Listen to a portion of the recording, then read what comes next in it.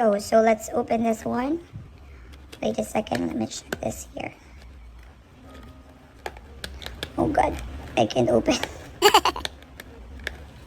A few moments later. Oh no.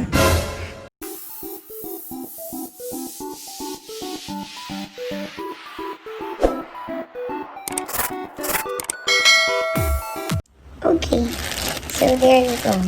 Meron akong binili kay Shopee. Again. And this is delivered by Shopee Express. So, ito ay actually the power bank that I bought. Ta-ding! So, this is from there. ROMOSS. Ayan yung address niya.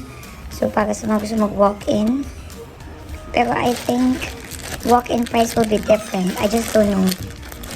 Yung walk-in price nila is different. But,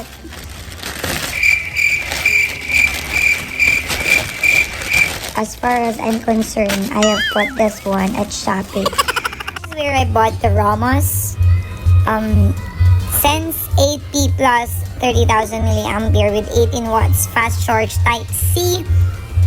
And there's 3 outputs and 3 inputs. Okay, so for this one, hindi po to sponsored of ROMOSS. So, for you to be sure na legit yung nabibili nyo is you make sure that sa Shopee, there's Shopee Mall.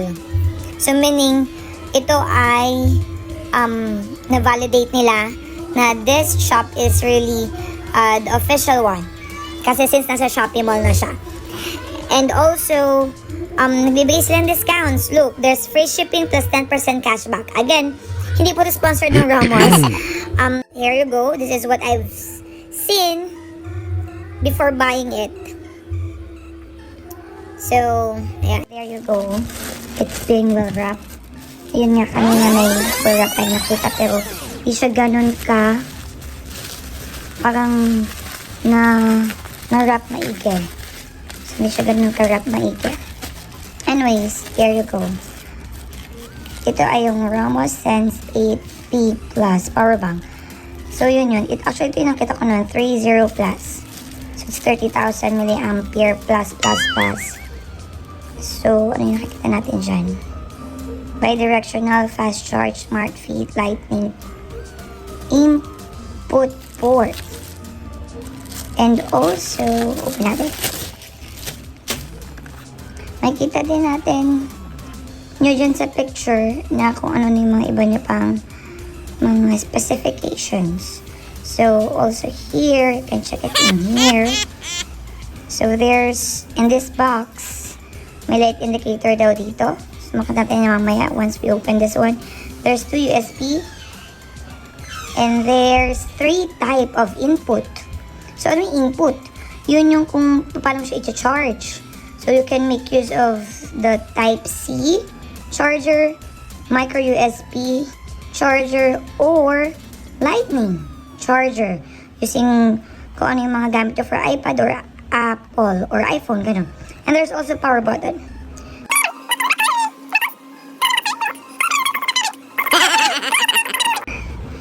So,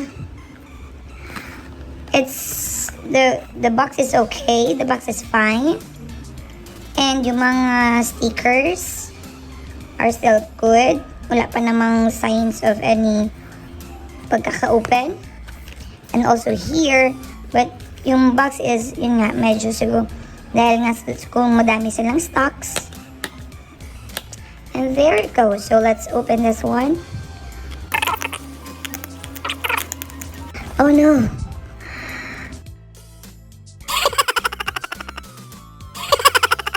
Ayan.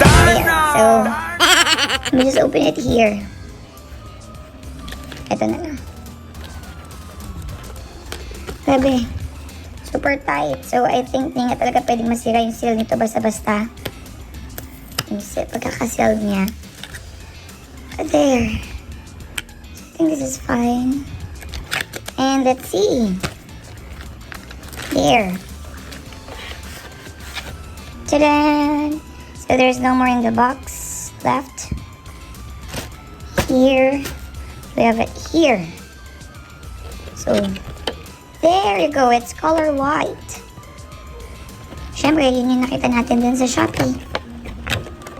White. So, yun ako magtataka pa kung color white siya. So, I think this is the manual. Their instructions. Check the remaining capacity. Okay, next. The USB and Type-C ports can be used to charge digital devices. Okay, so there are so many languages aside from English. Lightning micro USB Type-C ports can be used to charge power banks. And the cautions: do not disassemble, modify, knock, or strike the product. Okay. It's blurred. Use only the factory supply charging cable that run low power adapter. To prolong the battery life, please use charge and once every 3 months. Please do not drop, press, or pierce the product. Please operate the device under 0 to 45 degrees Celsius environment. Okay, so there. So it's basically if you already have the power bank before, you already knew how to use it. So now, that's the only instructions that we have, or the manual. Let's put it here. Now, there you go. You have the power button here. And medyo bulky siya. Kasi I have ROMOSS before. But this is not this big. Look, this is my finger. So there's still sides in here. It's almost 2 thumbs. Kasi medyo edgy siya dito. Medyo edgy. Hindi natin magalapin. So there. Okay. So there you go. This is the 2 USB that you can use at the same time. Sabi, when you charge a phone or an iPad or a tablet, you can use 2 of this at the same time. And when you charge it, you can make use of the micro USB. You've got Lightning, and you have the Type-C. Basically, when I buy or bought a power bank, I really buy the original one because yung capacity niya and yung talagang endurance niya or yung tagal na talaga to use is really legit. Now, if it's, let's say, you have four stars, or 4 blinks for some power banks and some are digital. And also, they are heavy. Some of the power banks na fake are light. But there are really light power banks na legit naman. But I think they cost too much, or they have a higher price. So now there you go. It's 80%. Okay, so I think we need to use this first before we charge it. So I'll be using it in a while. I'll be just getting the cables and let's see. Okay, so there you go. I've got here my cables. I think I've got a Type-C because one of my spare phone uses Type-C. It's Nokia 6. Sorry na kasi nahulog siya, so may sira na yung tempered glass niya. So don't mind it. So I've got Type-C and I've got this one. So let's see if this works. Oh, it works. Actually, I'm currently using my iPhone right now, so hindi ko mapapakita if it's working. But of course, if one phone is working, it's supposedly work with all the phones. But let me just first check it here let me check it first on your side. Pardon natin. So there you go. I'll be using Type-C here. Okay. And the other one here for my other spare phone. Okay, so let's see. So again, I have 80%. Actually, now I'll put this one on my Type-C one. Okay.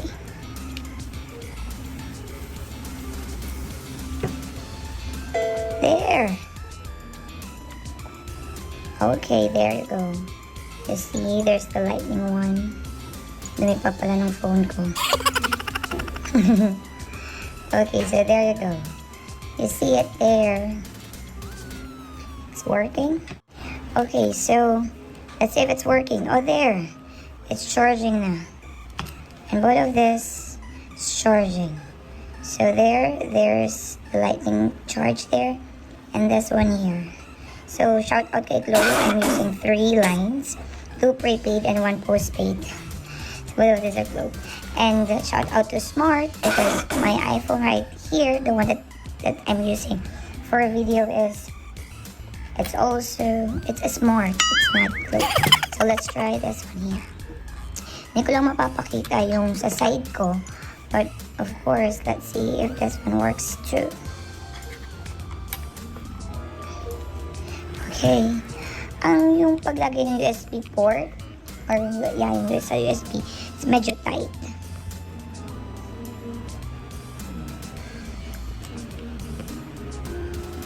So let's see if it's working here on my side. Yeah, I think it's working, but it's currently on video, so possible it's working.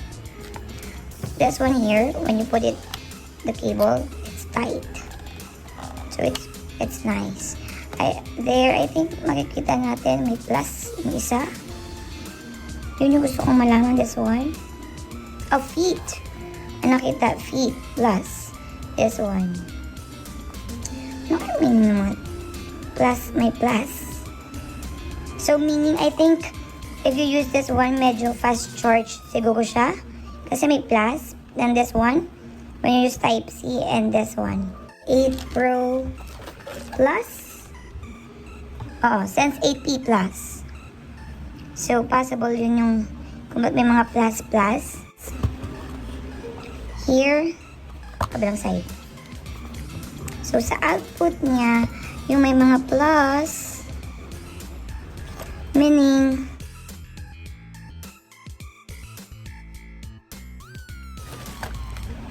okay, so there you go. Hindi ako mateki, hindi ako super ma-detalye with the technical side. But I'm just sharing yung na-buy ko for 949 pesos. I have used a Shopee voucher, which really has yung free shipping fee. I think I have used yung shopping voucher, Shopee voucher na hindi siya, kahit hindi ka mag-pay through Shopee Pay, kahit COD, naka-still avail ako ng free shipping. Plus, nagkaroon pa ako ng Shopee coins. Naka-earn ako ng Shopee coins sa pag-buy nito. So, parang, the Shopee coins is 94 pesos and almost 95 pesos. So, if i-less mo siya sa 949, this one only cost me for about 850. Around those estimate, 850. If you're going to less it. There you go. This is a good buy and you can also try this one. And with the ROMOSS Philippines, you can see the reviews. Na magaganda naman din yung mga reviews nila. So there you go guys. That's it. And hit like button if you like this video and click the notification button para ma-turn on yung mga notifications if may mga new videos, and click subscribe as well. Till our next Shopee item. Bye-bye!